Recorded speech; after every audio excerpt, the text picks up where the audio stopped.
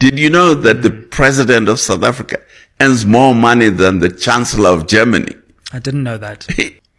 The South African civil service is the highest paid in the world as a percentage of GDP. A few years ago, the South African government invited the International Monetary Fund to come and study the salaries of the public service. And they concluded that the public service in South Africa earns 16% of GDP. Similar countries to us at the level of development, like Chile in South America, Thailand in Asia, is only 6% of GDP goes to public service salaries. Wow, that's quite staggering. So it's a huge amount of money that is going to civil service pay. So everything we produce as a country in a year, 16% of that must go back to the salaries of the public service. And then we want to increase tax. Yes, pay for that.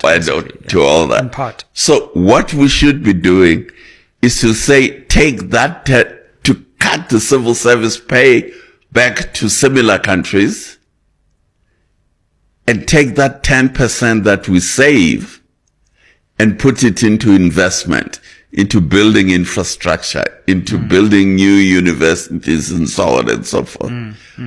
That today our investment as a percentage of GDP is only 15%.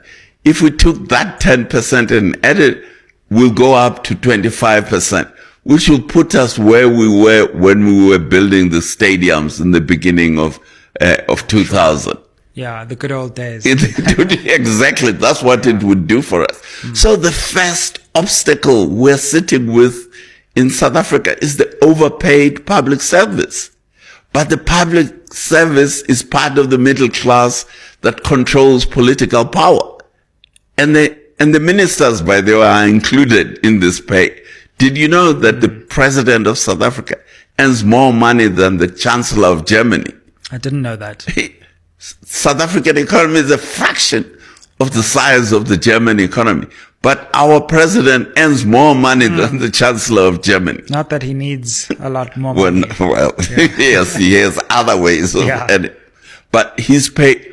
So this is an illustration of how the middle class parties are using their power to enrich themselves through taxing the rest of the economy.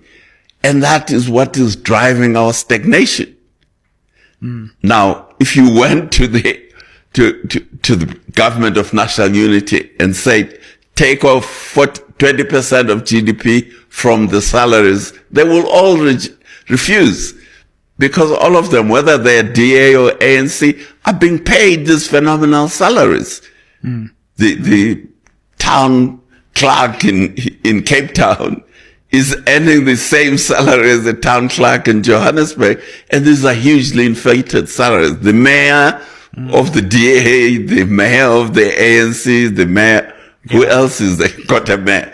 They are all being paid this phenomenal salary. So to come back to your question, what should we do to kickstart the South African economy to get it to where it was in 2005, when it was like starting to pick up? Absolutely. We have to cut back on this overspending on the salaries of the public service.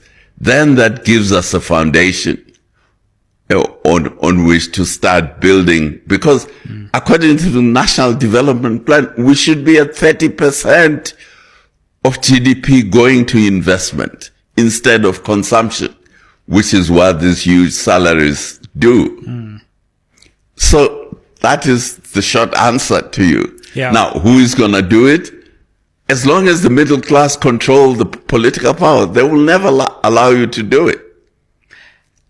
Unless you get a Deng Xiaoping who reforms, which we are not getting.